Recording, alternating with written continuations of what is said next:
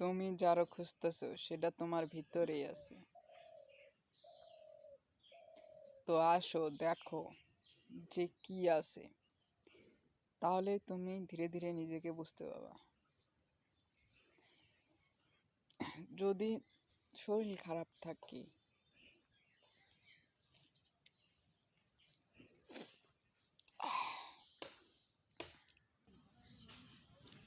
সুন্দর ন্যাচারাল পরিবেশ, গ্রাম্য অঞ্চল এবং খুব সুন্দরই আর কি, সুন্দর রৌদ্রোজ্জ্বল আবহাওয়া। তো আসলাম ভিডিও বানানোর জন্য একটা। তো irritable bowel syndrome, IBS, mind gut connection.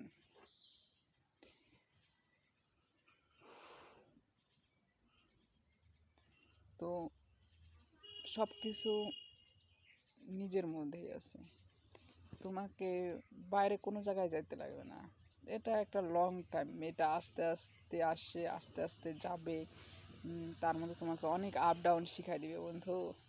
তোমাকে লাইফের অনেক কিছু শিখাই দিবে, আপ ডাউন। একদম একটা খারাপ পরিস্থিতি, তারপর তুমি সেখান থেকে ধীরে ধীরে বাইর হয়ে যাবে। এটা কোনো বিষয় না, কিন্তু তুমি যে এই মধ্যে পড়ে সে অনেক কিছু ফেস করে, সে ডিপ্রেশন ফেস করে, সে অ্যাংজাইটি ফেস করে, সে সাইকোলজিক্যাল অনেক ডিসঅর্ডার ফেস করে। তো শারীরিক সিমটম, কারণ ওগুলোর থেকেই সব কিছু তোমার শরীরে সিমটম ট্রান্সমিট হয়। তো ওশোর একটা কথা স্পিচ মনে পড়তেছে আজকে, যে ওশো বলছে যে তোমার যে হার্ডওয়্যার আছে, হার্ডওয়্যারের মধ্যে যখন এটা সম্পূর্ণ ঠিকঠাক থাকে, তাহলে তখন তোমার খাবার ভালো যায়। যদি যখন এটা কোনো ডিস্টার্ব করে, কারণ এটা তো ডিস্টার্ব হবেই, কারণ এটা এখান থেকে নেওয়া হয়েছে তোমার এগুলো সব অ্যামাইনো অ্যাসিড দিয়ে, কারণ এটা বডির ডিকম্পোজ হবেই। তো এটার থেকে তো কোনো কিছু নাই, রাস্তা নাই বেরোনের। কিন্তু নিজেকে সাধতে লাগবো, নিজের ইন্দ্রিয়কে, নাহলে তুমি এখানে সার্ভাইভ করে পারবে না। সার্ভাইভ অফ দ্য ফিটেস্ট, এটা ডারউইনের তত্ত্ব। তো এইখানেও এরকম থিওরি লাগু হয় আর কি। এই জায়গায় তোমার সার্ভাইভ করতে লাগবে। যেমন অনেক মনি ঋষিরা আছে, ওরা জিনিসগুলোকে সম্পূর্ণ এক্সপিরিয়েন্স করছে, এক্সপিরিয়েন্স করার পরেই তারপরে সে এই জায়গায় পৌঁছাইছে যে একটা লাইফ লিড করার মেন প্রসেস এইটা। এই সময় একটা নরেন্দ্র মোদীর কথা মনে হতেছে, যে সাধারণত মানুষ এত ইয়োগা প্রাণায়াম মেডিটেশন এগুলো কিসের জন্য করে? এই শরীরটাকে টিকায় রাখার জন্যে, মানে জানি ডিকম্পোজ কম হয়। এত মানুষ আইস বাত নিতেছে, এত করতেছে, এটার কারণ কি জানি? এটা থাকে বেশি দিন ঠিকই, কিন্তু এটা নিছমি একটা আর কি, ঠিকই আছে। যে এটাই হচ্ছে মেন কাহিনী, যে শরীরটাকে আটকা রাখা, নিজেকে আর কি ডিকম্পোজের হাত থেকে কতদিন ডিকম্পোজ হয়, নিজের এজ কম বাড়ে, যে জানি জবান থাকে। এর জন্যই মানুষ এত যোগা প্রাণায়াম করে। কিন্তু এটাই আর কি নরেন্দ্র মোদী বলছে, যে আমরা এত যোগা প্রাণায়াম করি, এটাই হচ্ছে মেন কারণ। নাহলে তো মনে করো কেউ যদি এমনি পড়ে থাকে, তো সেটা এমনি যাবেই। তো এটাই হচ্ছে কাহিনী নরেন্দ্র মোদীর। তারপরে ওশো অনেক কিছু বলছিল, গৌতম বুদ্ধ বলছিল, তারপর সন্দীপ মহেশ্বরী আছে, তারপরে প্রশান্ত আছে, আচার্য প্রশান্ত, তারপর জয় কৃষ্ণমূর্তি আছে, অনেক অনেক ভালো ভালো ফিলোসফার আছে।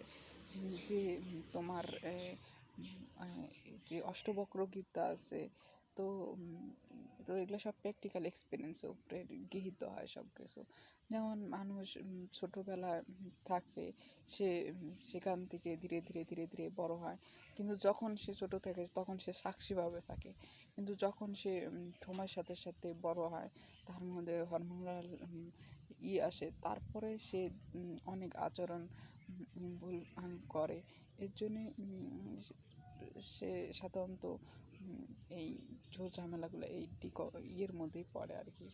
কিন্তু এই এখান থেকে বের হওয়া যায় সেরকম যে না, যে বের হওয়া যাবে না, কিন্তু তোমাকে সব কিছু সারতে লাগবে।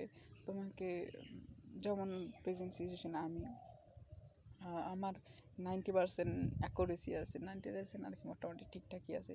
10% কোনো সময় মনে হয় যে না একদম প্রপারলি ঠিক, কোনো সময় মনে হয় না আমি প্রপারলি নিজের উপরে। কিন্তু আমার রিসেন্ট রুল ব্রেক হয়ে যেতেছে, যেমন আমি সকালবেলা উঠতে দেরি হয়ে যেতেছে, ভারত ঘুম মোটামুটি আসতেছে ভালোই। তো আরও সকালে ওঠা দরকার, মিনিমাম 6টা 7টার দিকে। তো এক্সারসাইজ করা দরকার, তো আমার সেরকম এক্সারসাইজ করা হয় না।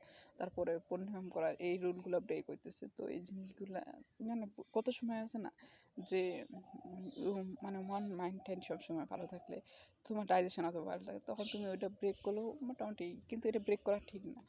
তোমাকে একটা নির্দিষ্ট মেনটেনের মধ্যে চলা দরকার, নির্দিষ্ট ডিউটির মধ্যে থাকা দরকার। তো আমি চেষ্টা করব সামনের দিন থেকে আরও ভালো অ্যাক্টিভ হওয়ার আর কি, যেমন সকালে উঠে এক্সারসাইজ, মেডিটেশন করা। তো আমার এটা আপাতত হইতেছে না। তারপরে খাবারের মধ্যে হ্যাঁ মোটামুটি দই নেওয়া, তারপরে শ্বাস নেওয়া, আলাদা আলাদা খাবার, এগুলোও প্রপারলি মেনটেন করা দরকার। তারপরে নিজের সাইকোলজিটাকে ফ্রেশ করার জন্য, যেমন ভিডিও বানাচ্ছি একটা নিজের প্র্যাকটিক্যাল এক্সপিরিয়েন্স, তো নিজের ফিলিংটাকে শেয়ার করতেছি। তো এটা থেকে সাইকোলজিক্যাল অনেকটা ভালো। মাঝে সাঝে ঘুরতে যাও, ঘুরতে গেলেও ভালো ফিল হয়। তো ওটাই আর কি। কিন্তু তোমাকে সব কিছু মেনটেন করে চলতে লাগবে। আর এটাই আর কি, এটা তোমাকে অনেক কিছু শিখিয়ে দিবে, অনেক লাইফে প্র্যাকটিক্যাল এক্সপিরিয়েন্স পাওয়া যাবে। তারপরে তোমাকে কাজ কন্টিনিউ করতে লাগবে, যতই খারাপ পরিস্থিতি হোক তোমাকে। এটা মানে নিজে প্র্যাকটিক্যাল ধীরে ধীরে অনেক কিছু এক্সপিরিয়েন্স করতে পারবা এই ইতে থাকতে থাকতে। যেমন মাইন্ড কী, বডি কী, তারপরে কীভাবে এগুলো কাজ করে, কোন সূক্ষ্ম লেভেলে কীভাবে কাজ করে।